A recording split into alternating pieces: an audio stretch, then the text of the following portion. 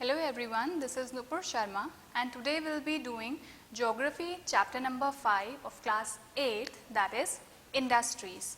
So first let's see what all topic we are going to cover in this chapter. Secondary activities or manufacturing. So we will know about what are the secondary activities and what do we understand by the term manufacturing. Next one is industry. That goes with the name of the chapter. What basically industry is, what is the work of an industry, how it works. Then the classification of industries, how these industries are classified, on the basis of what are they classified. Next is the factors which affect the location of the industries. There are some factors which are affecting the location, that where an industry should be located. So there are several factors which are responsible for them. We will read about those factors. Next is the industrial system. What will happen in an industry? How it is working? So we will know about the industrial system. The industrial regions. What do we understand by this term? Regions, the industrial regions. And next topic is industrial disasters. As we all are very much aware of this term, disaster. So we will read about some industrial disasters and the risk reduction measures for these disasters. Then we will also study about the distribution of major industries, for example, iron and steel industry and cotton textile industry. How these industries are distributed, where they are basically located. So we will cover up all these topics in this chapter. So let us begin with our first one, that is secondary activities or manufacturing. You must have heard of this term manufacturing. Even if you buy a product, in that also you see the manufacturing date of manufacture. So what this manufacturing means? See, manufacturing means the changes of the raw material and it is changed into a finished product. We will read about what all raw materials are. I will give you an example of this. So basically first let us understand what manufacturing is. Manufacturing is converting a raw material to a finished goods. That is what we call as manufacturing. Now taking an example of paper or say notebook which we use in our daily lives. You are using notebooks in your daily lives. From where are you getting that notebook? See, if I ask you from where do we get paper, you will immediately say, ma'am, from the trees. Right, you are absolutely right. But how that complete process is being done, that a paper which we are getting from tree, that is being converted into a notebook and we are getting that notebook.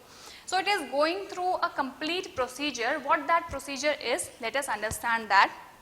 If we take example of a part of a tree, suppose we are getting paper from tree, so we are getting a part of tree first, then that part of tree is cut down and then it is transported to a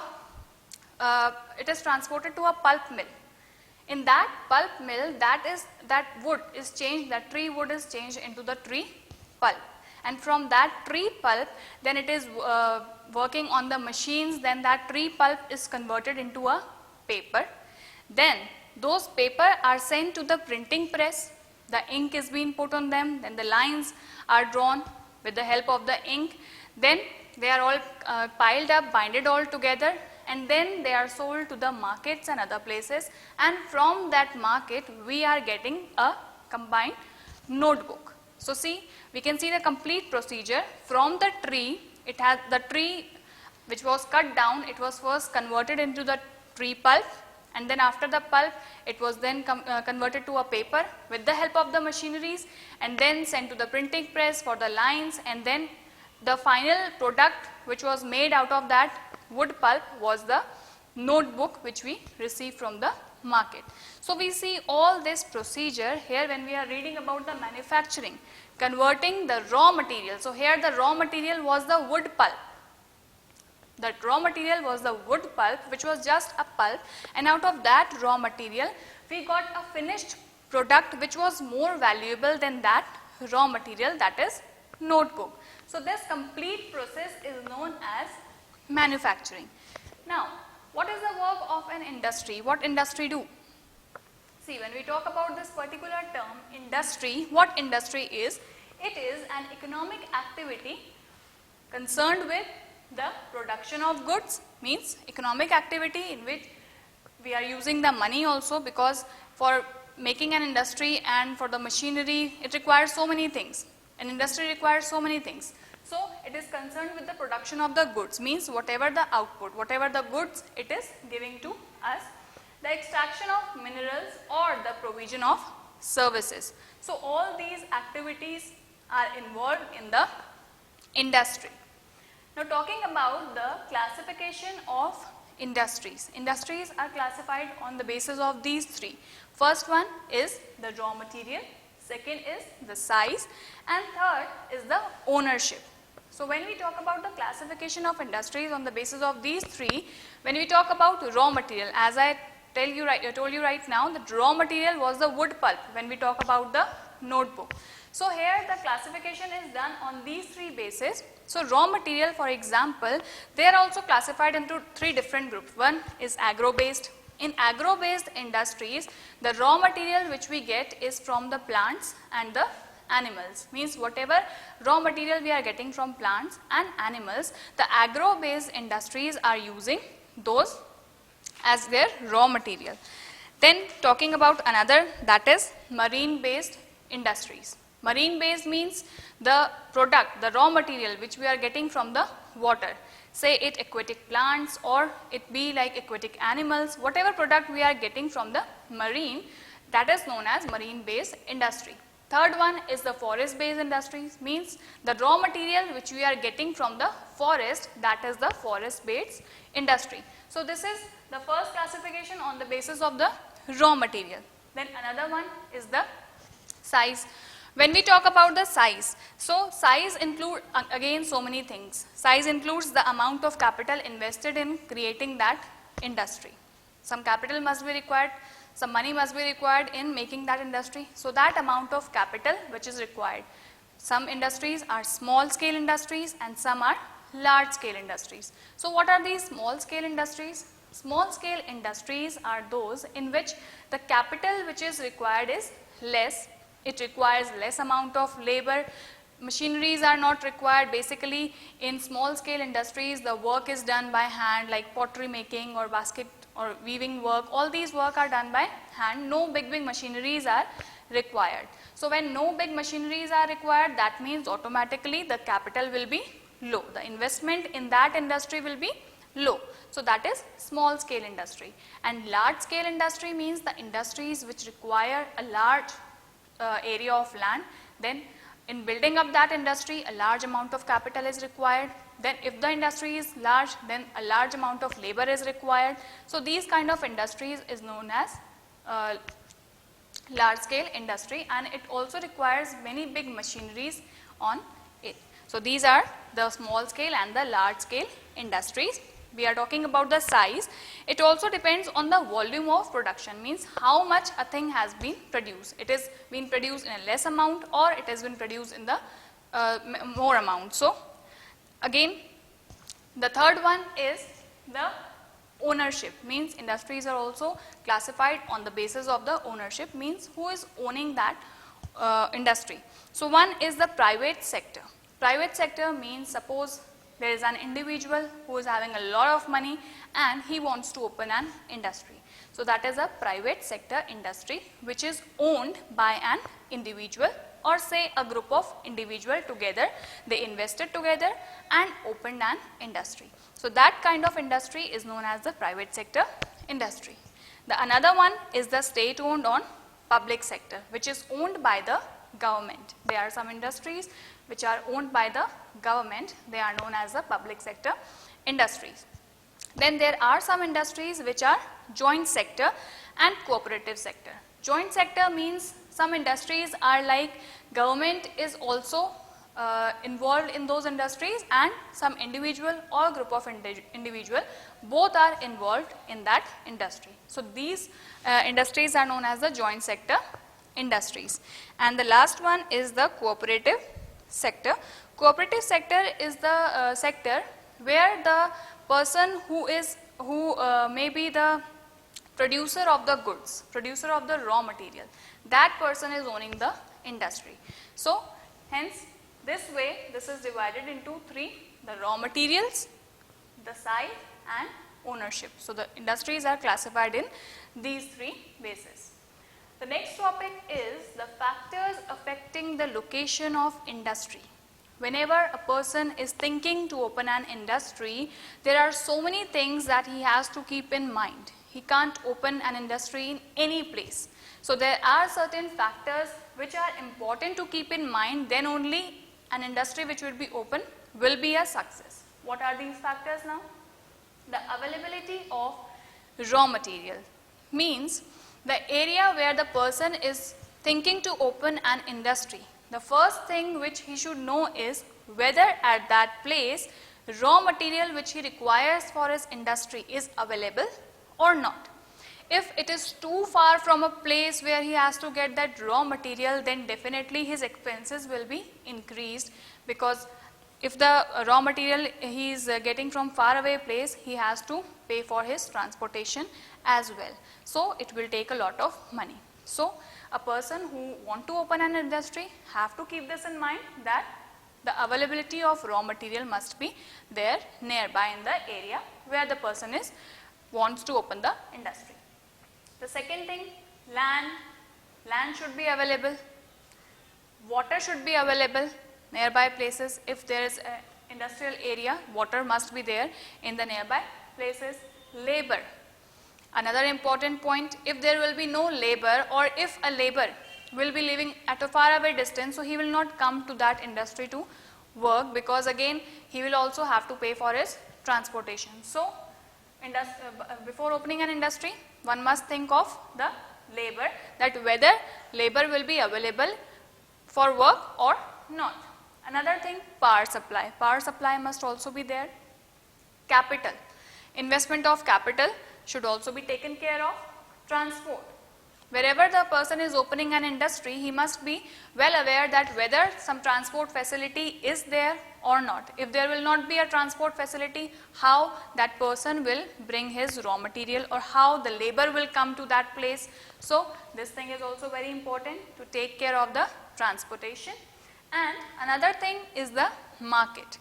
There must be market around the area where an industry is located, so that whatever finished product that industry is making, if there will not be any market nearby, where that industry will sell that product. So it is important to take care of these things. These are the main important factors which affect the location of an industry. These points should be considered when a person is opening an industry. So these are the important points. The another next topic is the industrial system. See, when we talked about manufacturing over here, we said that manufacturing is what? Converting raw material into the finished goods. So coming to the next topic, that is industrial system. What these industries are doing? They are doing the manufacturing part. They are converting the raw material into a finished goods. So here it consists of three things, that is input, process and output. In whole industrial system, three things are important. First, the input, means what things should be there in an industry. First of all, raw material. Input is the raw material. If there will not be any raw material, how the thing will be processed. Then labor should be there.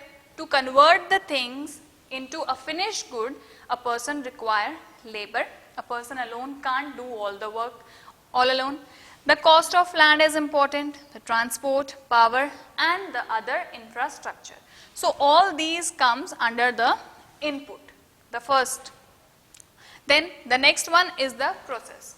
Once we have all the input with us, then we can proceed to the next step, that is the process. Now how we will process? In the process, the wide range of activities that converts raw material to finished goods, means whatever equipments, machineries will be there which will convert those raw material into the finished good comes under the processing. But to operate those machineries, to operate those equipment, again we require these labor. That is why labor is important first. That is why it is considered as an input. If there will be no labor, who will work on these machineries or the other equipments? So this is the process, the converting, the activities which are done to convert a raw material into a finished good. Then coming to the output, output is the finished good that we are getting, and by selling that finished good, the income which is generated, which is earned by the industry, that is the output of the industrial system. So, industrial system consists of input, process and output, and these all things are important for establishment or working of an industry. Coming to our next point, that is industrial regions. What do we understand by industrial region?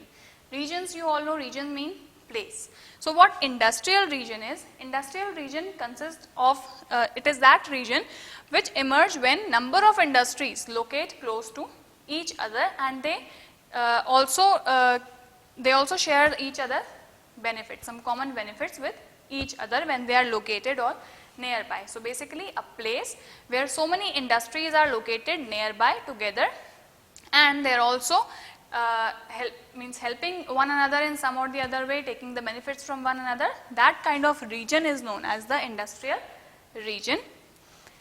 Industrial disasters. Now, when we are talking about industry, we say that we are using so many machineries over there. So many chemicals are used in the industry. So, there is a possibility that sometime, somewhere, maybe a disaster is caused. So, what is that disaster? Industrial disaster means it occurred due to technical failure. Maybe a machinery sometimes stopped working or malfunction. So, that will be a technical failure due to which a disaster can be caused in an industry. Then, irresponsible handling of hazardous material.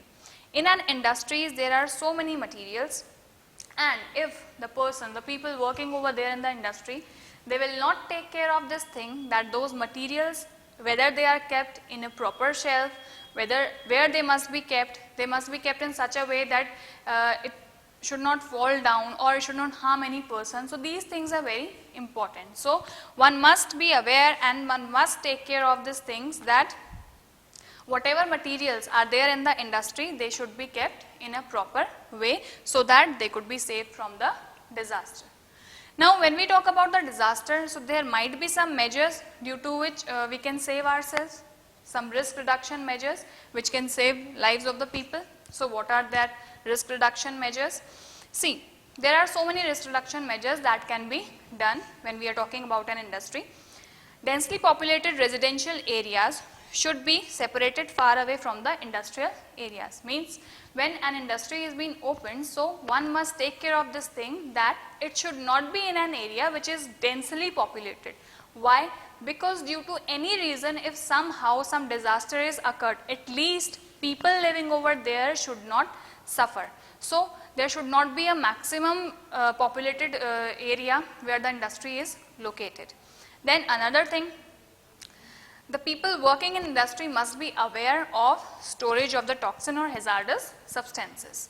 As I just told you, in this case, in the case of industrial disaster, people who are working in that industrial area, they must be aware of these things, that where these chemicals or these toxic substances are kept and how they are kept. They must be kept in such a way that they do not harm any person. So, by taking care of this, again we can reduce the risk of these disasters. Then, fire warning system should be improved. In any industry, the fire warning system must be there, so that if in case by chance something happen, at least people will be aware that yes, they will listen to the warning alarm and they can go out of the industry and their lives can be saved. Then, storage capacity of toxic substance should be limited. It should not be that so many toxic substances are kept in an industrial area even when they are not required, that much quantity is not required. So, this thing again should be taken care of, that the storage capacity must be limited. It should not be that a person is filling up the industry with so many of the material. Then, the pollution dispersion qualities in the industry should be improved. So, all these things are very important to reduce the risk of disasters. If one will take care of all these things, definitely many lives will be saved, of the people who are working in the industry and of the people who are even living nearby. So, these things are again very important. Now, the distribution of industries. As we have read that industries are of different kind, raw material are of different kind, different things are made in the industry. So how these industries are distributed and what are the major industries? We'll read about that. See, the major industries over here are the iron and steel industry and cotton textile industry. These are the oldest industries, the iron and steel and textile industry. They are the oldest industry. And talking about the informative technology industry, this industry is the new, means this is the emerging industry. Now talking about the iron and steel industry. It is located in different place, and what is the work of, means what is the work in this industry? People working over here, they are extracting the minerals from the iron ore, steel, and even there are industry who are working as, if talking about iron and steel industry, there are industry in which iron and steel is the raw material, and then later another industries are using that raw material to make another finished good, right?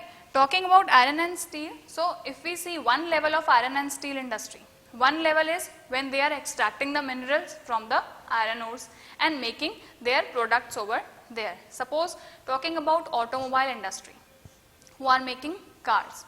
Before that car is made, some parts must be there. So who is making those parts? The whole work is not done by a single industry. There is an industry who is just making the parts of that car, and there is another industry who is using those car parts as their raw material and then all combining up together and making a car.